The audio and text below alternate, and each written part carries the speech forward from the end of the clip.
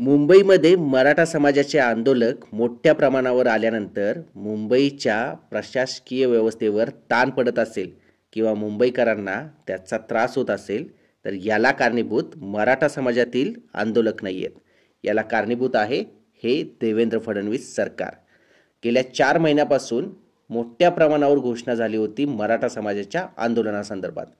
त्यानंतरही देवेंद्र फडणवीस आणि त्यांच्या सहकाऱ्यांनी या आंदोलनाबाबत दुर्लक्ष केलं. मनोज जरांगे पाटलांना मराठा समाजाला कमी लेखण्याचा त्यांनी प्रयत्न केला. त्यांना मराठा समाजाची ताकद आत्ता कुठे समजून आली आहे असं तुम्हाला वाटतंय का?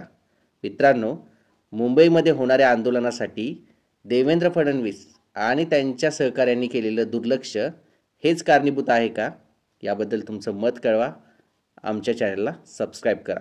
कायद्याच्या चौकटीत राहून आंदोलन करण्याच्या जरांगे पाटलांच्या घोषणेमुळं आता सरकार पेचात सापडले. देवेंद्र फडणवीस आणि त्यांच्या सहकाऱ्यांना असं वाटलं होतं की कायद्याची चौकट जर जरांगे पाटलांनी जुगारली तर त्यांना कायद्यावरती बोट ठेवून मोठ्या प्रमाणात ॲक्शन घेता येतील. पण आता जरांगे पाटील एक पाऊल पुढे आहेत सरकारच्या. देवेंद्र फडणवीस यांनी केलेल्या प्रयत्नांना जरांगे पाटील व्यवस्थित पद्धतीने उत्तर देत आहेत आणि त्याचा परिणाम असा होतोय की मागच्या 4 महिन्यात केलेलं दुर्लक्ष हे या देवेंद्र फडणवीस सरकारला महाग पडतंय. त्यांना आंदोलकांच्या ताकदीचा तेवढासा अंदाज आलेला नाही आहे आणि हे जर आंदोलक मुंबईमध्ये असंच आंदोलन करणार असतील तर या सरकारला याची मोठी किंमत मोजावी लागते असं वाटतंय. देवेंद्र फडणवीस आणि सरकार मराठा समाजाची ताकद मोजतायत का? की त्यांना वाटलं मराठा नेते कंट्रोलमध्ये आले म्हणजे संपूर्ण समाजही कंट्रोलमध्ये येईल. येथेच सरकारनं जरांगे पाटलांना आणि खरं सांगायचं झालं तर मराठा समाजाला कमी लेखलं.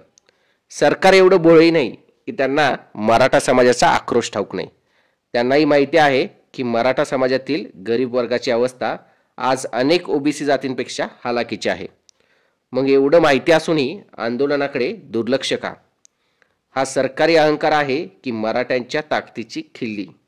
की हा सगळा डाव आहे आपली ताकद किती पाहायची आणि समाजाची ताकद किती आहे हे ठरवायचं? सरकारचं वजन जास्त की मराठ्यांचा राग जास्त? याचं उत्तर आता मुंबईच्या रस्त्यावर मिळणार आहे. मित्रांनो, तुमचं मत काय? हा अहंकार की डाव? कमेंटमध्ये लिहा आणि आमच्या चॅनलला सबस्क्राईब करायला विसरू नका.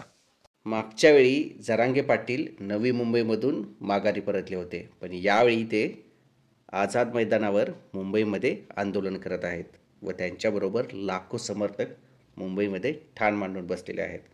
अशा परिस्थितीत सामाजिक सलोखा राखण्यासाठी सरकारने त्यावर ठोस निर्णय घेणं गरजेचं आहे. आणि आरक्षण हा असा मुद्दा आहे की ज्या सरकारला वेगवेगळ्या पद्धतीनं सत्तेत येता येतं त्या सरकारला आरक्षणाचा मुद्दा हा चांगल्या पद्धतीनं सोडवता येऊ शकतो. यामुळे वेगवेगळ्या पद्धतीने किंवा वेगवेगळ्या समाजात भांडण लावण्याचा प्रयत्न करण्यापेक्षा या आंदोलनकर्त्यांच्या आक्रोशामागचं कारण समजून घेऊन त्यांना चांगल्या पद्धतीनं न्याय देणं हे महत्त्वाचं ठरणार आहे. पण आंदोलन चिघळलं तर याला कारणीभूत ही सरकारच असणार आहे, हे तुम्ही लक्षात घ्यायला हवं.